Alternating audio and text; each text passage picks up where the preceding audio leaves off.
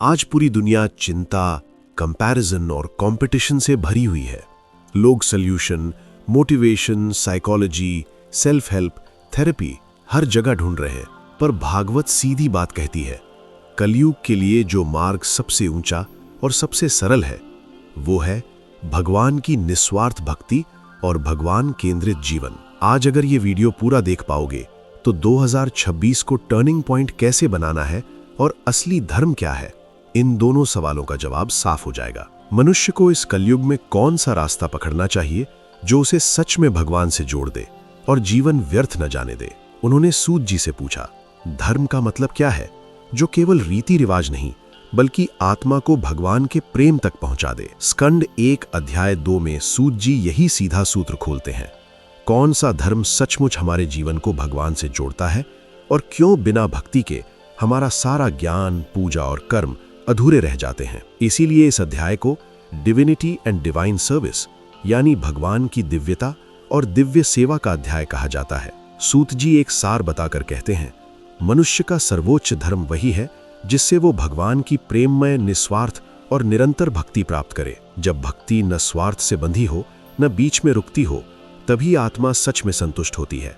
सिर्फ बाहरी सफलता से मन को स्थायी शांति नहीं मिलती। सभी शास्त्रों का निष्कर्ष यही है, ज्ञान, यज्ञ, तपस्या, योग, इन सब का असली उद्देश्य भगवान को पाना है। अगर पूजा, जप, पाठ या सेवा से भगवान के प्रति प्रेम नहीं बढ़ रहा तो वो साधना अधूरी है, सिर्फ रूटीन या दिखावा बनकर रह जाती है। यहीं पर साधारण कर्म और धर्म का फर्क भी समझाया गया है। सिर्फ पैसा, नाम या स्टेटस के लिए किए गए कर्म जो हमें भगवान के करीब नहीं ले जाते, भागवत उन्हें व्यर्थ परिश्रम जैसा बताती है। इसका मतलब ये नहीं कि नौकरी, बिजनेस या परिवार छोड़ दो, बल्कि वही काम करते हुए हमारा इरादा भगवान की तरफ हो। ईमानदारी, करुणा, सेवा भाव के साथ कर्म करना ही कर्म को धर्म में बदल देता है। जब इंसान निस्वार्थ भक्ति में लग जाता है तो उसका चित्त धीरे धीरे पवित्र होने लगता है। लोभ, क्रोध, ईर्ष्या, अहंकार कम होते हैं और भगवान के बारे में सच्चा ज्ञान हृदय में अनुभव की तरह प्रकट होने लगता है। तब समझ आता है, मैं केवल ये शरीर नहीं, मैं परमात्मा का अंश हूं और मेरा स्वभाव भगवान की प्रेम से सेवा करना है। अब प्रैक्टिकल सवाल, ये सब हमारी रोज की लाइफ में कैसे उतरे? इस अध्याय से आज के समय के लिए 3 छोटे लाइफ लेसन्स निकलते हैं। पहला, सफलता से ज्यादा शांति जरूरी है। अगर हमारे धर्म और काम से आत्मा को संतोष नहीं मिल रहा तो वो अधूरा है।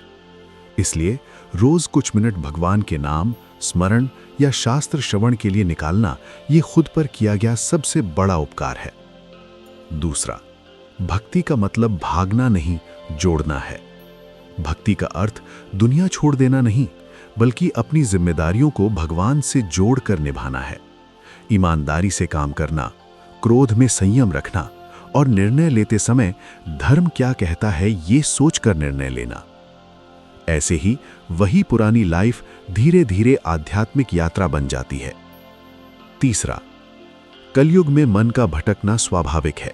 सोशल मीडिया, कंपैरिजन, कंपटीशन, सब तरफ खिंचाव है। पर भागवत कहती है कि ऐसे समय में भगवान केंद्रित जीवन ही मन को स्थिरता दे सकता है। स्कंद 1 अध्याय 1 ने हमें सिखाया कि सही प्रश्न और सही मार्गदर्शन हमें भागवत कथा तक लाते हैं। स्कंद 1 अध्याय 2 दिखाता है कि असली धर्म वही है जो हमें भगवान की निस्वार्थ, निरंतर भक्ति और भीतर की सच्ची शांति तक ले जाए। अगर हम चाहें तो 2026 सिर्फ एक और साल नहीं रहेगा। ये वो साल बन सकता है जब हम ठान लें कि अब से हमारा काम, हमारा समय और हमारा मन थोड़ा थोड़ा सही लेकिन भगवान की ओर मुड़ेगा।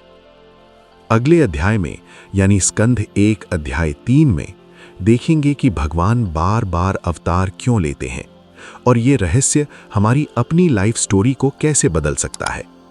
तब तक के लिए सभी को प्यार भरा हरे कृष्णा।